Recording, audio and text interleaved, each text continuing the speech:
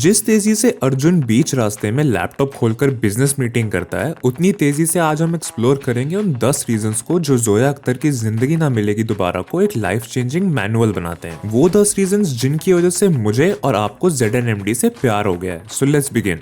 Let's go. Okay, the well decides.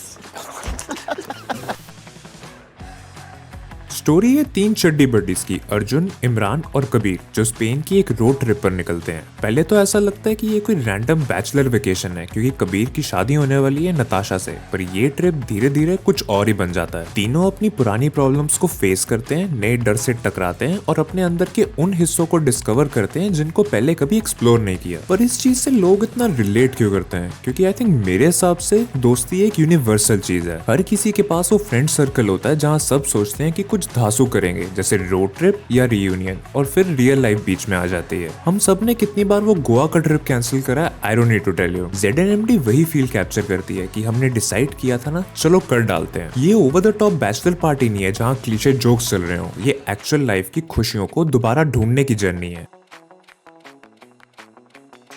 Bollywood बड़ी movies में अक्सर दोस्ती या तो बहुत ही फेक लगती है या फिर कुछ ज्यादा ही परफेक्ट, पर ZNMD उन सब में एक परफेक्ट बैलेंस लाती है। अर्जुन, इमरान और कबीर की जो नोकझोंक दिखती है वो बिल्कुल उन कॉन्वर्सेशंस जैसी है जो आप दोस्तों के साथ रात को ढेर सारी अल्कोहल के बाद और लेफ्ट ओवर पिज्जा खाते हुए करते हो। Man, no, man.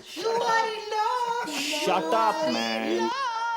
अर्जुन एक काम के पीछे पागल इन्वेस्टमेंट बैंकर है जिसे लगता है टाइम मतलब पैसा, एक भी सेकंड वेस्ट नहीं होना चाहिए। इमरान एक carefree poet slash advertising copywriter है जो अपनी इमोशनल चोट को वाइस क्रैक्स के पीछे छुपाने की कोशिश करता है। कबीर एक sweet easy going peace maker है जो शादी के ख्याल को लेकर उलझा हुआ है, उसे खुद नहीं पता कि वो पूरा तैयार है या नहीं। तीनों एक दूसरे का मजाक उड़ाते हैं, छोटी मोटी बातों पर लड़ते हैं, फिर मिसअंडरस्टैंडिंग सॉल्व करके अकेले में हंस लेते हैं। वो सिली बैगवती गैग कबीरा, meet Bhagwati. या हर दोस्त के सबसे बड़े डर की कहानी, दोनों ही चीजें एक तरह से फनी है और एक तरह से बहुत मीनिंगफुल। ऑडियंस को इन तीनों में अपना रिफ्लेक्शन दिखता है, मजाक, लड़ाई, पर अंदर से गहरी दोस्ती। ये ऑथेंटिसिटी रेयर है और बिल्कुल सोने पे सुहागा टाइप है।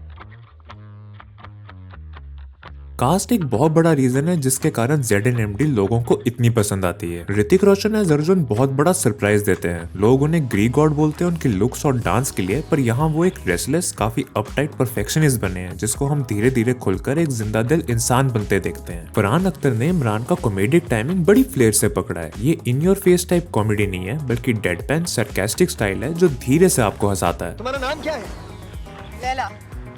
इमरान। लेकिन दोस्त मुझे मजनू बुलाते हैं।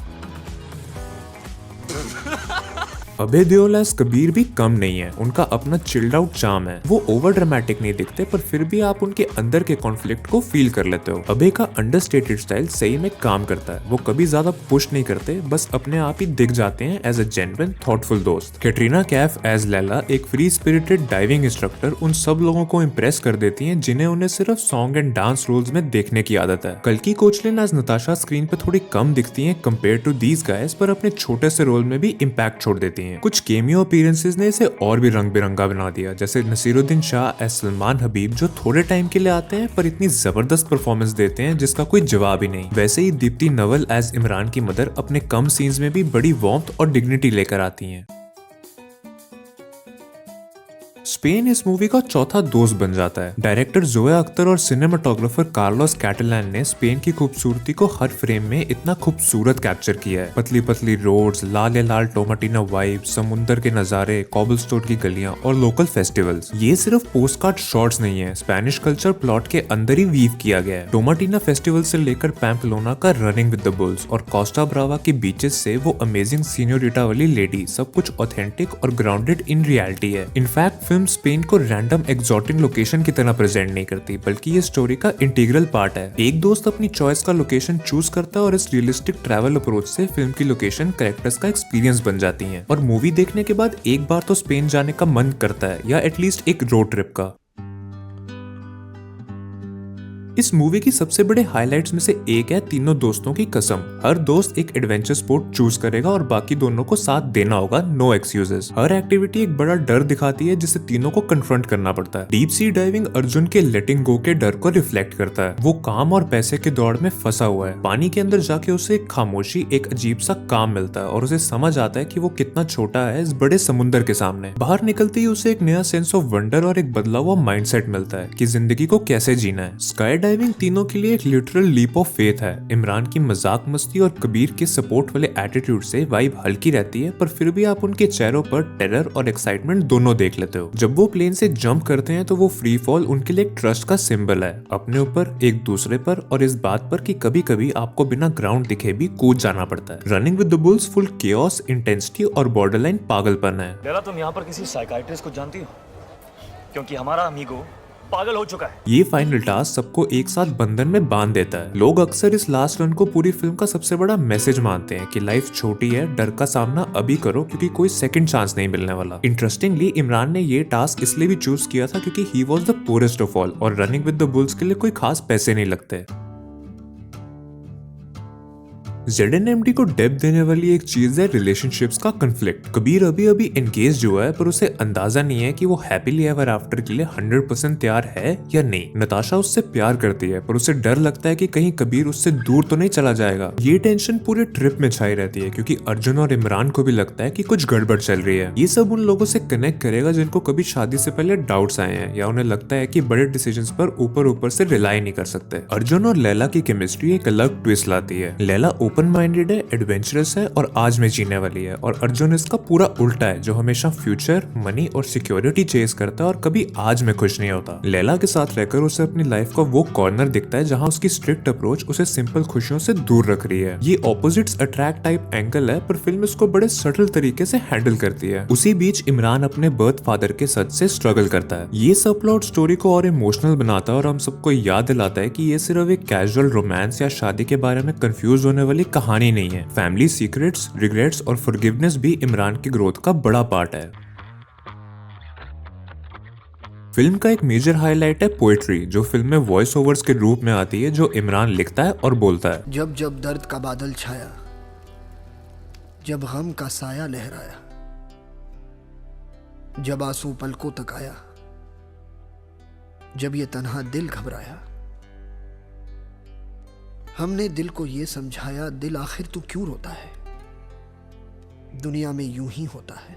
फरहान अख्तर के फादर लेजेंडरी लिरिसिस्ट जावेद साहब ने ये लाइंस लिखी हैं और हर छोटा पोएम स्टोरी के उस पॉइंट को सूट करता है, चाहे टाइम हो, डर हो या जिंदगी का एसेंस हो। डायलॉग्स की बात की जाए तो वो डेडपैन ह्यूमर, हार्टफेल्ट कन्फेशंस और एवरीडे बातों का एक मिक्स है। फरहान अख्तर ने मिलेनियल टोन को बहुत सही पकड़ा है। अगर तैरना नहीं आता तो कोई प्रॉब्लम नहीं है। अरे डूबना तो आता है। जैसे ये BPL के आया या जब भी इमरान एटमॉस्फेयर हल्का करने की कोशिश करता है या कबीर कोई टेंस मोमेंट को सुधारने की, वो सब बिल्कुल रियल दोस्ती का हिस्सा लगता है। ऑफ कोर्स शंकर एहसान लॉय का म्यूजिक फिल्म के विजुअल्स को कॉम्प्लीमेंट करता है बिना ओवरशैडो किए। मतलब कुछ मूवीज होती हैं जो सिर्फ अपने गानों की वजह से चलती हैं, लेकिन ZNMD में म्यूजिक और मूवी एक दूसरे का बिल्कुल इक्वल साथ देते हैं। जोया अख्तर ने लक बाय चांस से एक नीच ऑडियंस को तो इम्प्रेस किया ही था, पर ZNMD ने उन्हें मेन स्ट्रीम में लाके खड़ा कर दिया। ट्रैवल, कॉमेडी, रोमांस और ड्रामा को इतने बैलेंस से हैंडल करना कोई इतना आसान काम नहीं है। हर फ्रेम चाहे कंट्री साइड हो या कोई शहर की स्ट्रीट, पर्पसफुल दिखता है, कोई रैंडम सीन फ्लफ नहीं है। ऑफ कोर्स सिनेमाटोग्राफर कार्लोस कैटलान ने भी बहुत उम्दा काम करा है, जैसे कि वो बोट वाला सीन डाइव के बाद तीनों दोस्तों की आंखों पे जो इमोशंस दिखते हैं वो डायलॉग्स में कभी एक्सप्रेस नहीं किया जा सकता। जब ZNMD मिड 2011 में आई थी तो क्रिटिक्स ने इसकी ऑफबीट अप्रोच की तारीफ की और इसे ब्रेथ ऑफ फ्रेश एयर बोला था, और ये मूवी मेन स्ट्रीम ऑडियंस को एंटरटेन कर गई बिना उनके दिमाग को फ्राई किए, और इस मूवी ने बॉक्स ऑफिस पे भी रिकॉर्ड बना दिए थे जब ये आई थी। फैमिली, क्राउड्स और यूथ दोनों ने इस फिल्म के मैसेज को पिक किया कि हर पल जिंदगी को जियो, और क्रिटिक्स ने लीड परफॉर्मेंसेस, कॉमेडिक स्क्रिप्ट और कास्ट की केमिस्ट्री को बहुत सराहा था। ZNMD को डायरेक्शन, एक्टिंग, सिनेमाटोग्राफी और म्यूजिक के लिए काफी अवार्ड्स मिले, और कुछ लोगों ने इसे दिल चाहता है 2.0 का लेबल दिया क्योंकि फरहान अख्तर की पुरानी फिल्म भी 3 अर्बन दोस्तों की कहानी थी। पर फिर भी फैंस कहते हैं कि ZNMD की अपनी आइडेंटिटी है, क्योंकि जो लोग दिल चाहता है देखकर बड़े हुए थे उन्हें भी ZNMD उतनी ही पसंद आई थी।